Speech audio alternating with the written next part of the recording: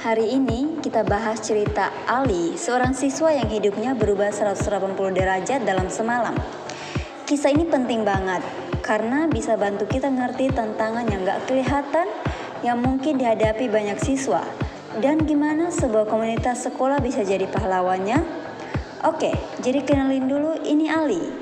Waktu kelas 10, dia itu tipe siswa idaman. Selalu ceria, temannya di mana-mana, dan jagoan di lapangan futsal. Tapi coba lihat, pas kelas 11 semuanya berubah drastis. Setelah keluarganya pindah ke kota pesisir karena pekerjaan ayahnya. Realitas barunya jadi kayak gini. Menyendiri, terisolasi, bahkan sampai nggak mau keluar rumah sama sekali. Jelas ya, perubahan yang drastis banget ini bikin orang tuanya bingung setengah mati. Jadi gini, apa yang dialami Ali ini bukan sekedar soal malas masuk sekolah ya. Ini tuh kondisi serius yang di dunia psikologis dikenal sebagai penolakan sekolah. Akarnya seringkali jauh lebih dalam dan rumit dari yang kelihatan di permukaan. Penyebab pertamanya, ini pukulan telak banget. Dia kehilangan semua dukungan sosialnya. Coba bayangin deh, teman-teman dekatnya, tim futsalnya, bahkan kakak kelas yang menjadi panutannya, semuanya hilang gitu aja dalam sekejap. Pondasi sosialnya runtuh.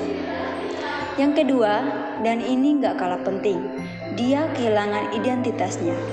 Futsal itu bukan cuma hobi, tapi buat dia, itu tempat di mana dia ngerasa jago, diakui, dan bangga sama dirinya sendiri.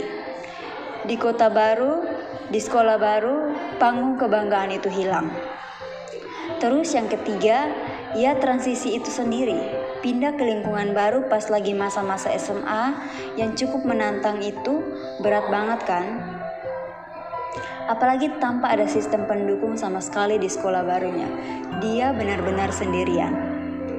Keempat, semua faktor tadi bikin harga dirinya jatuh bebas dari yang tadinya bintang sekolah yang dikenal banyak orang. Dia jadi cuma anak baru yang gak dikenal siapa-siapa. Itu benar-benar mematikan motivasinya. Nah, kalimat ini nih, waktu dia ngomong ke ibunya, benar-benar ngasih gambaran yang jelas banget.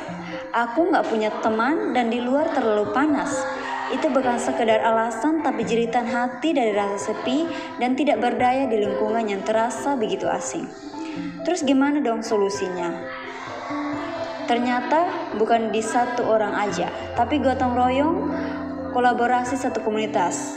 Nah, ini pas banget sama filosofi pendidikan Ki Hajar Dewantara yang memandang pendidikan itu sebagai tugas bersama untuk menuntun setiap anak. Jadi ini butuh sebuah rencana yang terkoordinasi. Jadi ada 5 pemain kunci nih di dalam solusi ini. Yang pertama, kepala sekolah, wali kelas, konselor sekolah, orang tua, dan teman-teman sekolahnya. Masing-masing punya peran yang sangat penting. Yuk kita bahas satu persatu peran mereka. Pertama, kepala sekolah. Perannya tuh kayak dirjen dalam sebuah orkestra. Tugas utamanya bukan memainkan semua alat musik, tapi ia memastikan semua pemain, guru, konselor, staf, bekerja sama dengan harmonis untuk menciptakan sebuah simfoni dukungan buat Ali. Coba perhatikan tindakan berikut. Ini strategi banget loh. Kepala sekolah nggak cuma memastikan komunikasi antar guru dan konselor, tapi lihat poin ketiga. Mereka juga peka sama lingkungan fisik, respon terhadap keluhan Ali, terlalu panas dengan menyediakan area teduh atau olahraga indoor. Itu menunjukkan kalau sekolah peduli secara menyeluruh dari manusianya sampai fasilitasnya. Berikutnya wali kelas Pak Maman. Nah, disinilah prinsip Ki Hajar Dewantara sesungguhnya jadi nyata. Artinya, sebagai orang yang paling di depan berinteraksi dengan siswa, dia harus memberi teladan, memberi contoh kepedulian dan empati. Jadi, kuncinya itu bukan cuma ngomong, tapi aksi nyata. Bukan hanya kenapa kamu gak masuk, tapi proaktif mendekati Ali, dengerin dia tanpa menghakimi, dan ide sistem sahabat ini, wah keren banget teman-teman. Ini adalah jembatan sosial yang sengaja dibangun untuk bukti nyata kalau sekolah benar-benar peduli. Nah, ini adalah dukungan dari sisi alinya. Dari sisi profesional, mereka lah yang punya alat, dan kalian untuk ngebantu Ali secara lebih mendalam dari sisi emosionalnya. Di sini nih peran konselor tuh kayak ngebantu ngurai benang yang kusut banget. Mereka melakukan asesmen biar paham akar masalah bukan cuma gejalanya. Terus mereka bantu Ali ngebangun strategi baru buat beradaptasi dan krusial mereka jadi jembatan komunikasi ke orang tua. Biar semua pihak kompak, di rumah ada peran orang tua. Di sini prinsip Among dari Ki Hajar Dewantara kepake banget. Among itu kan artinya membimbing, mengasuh dengan penuh kasih sayang. Jadi peran mereka bukan lagi menasehati, tapi menjadi partner yang mendengarkan dan memberdayakan.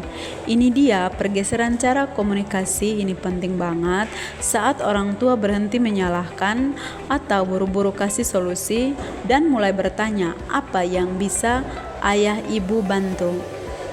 Ini bantu Ali dengan nyaman dan dinamika yang berubah total ini mengubah posisi Ali dari masalah jadi bagian dari solusi, mengubah kamu menjadi kita.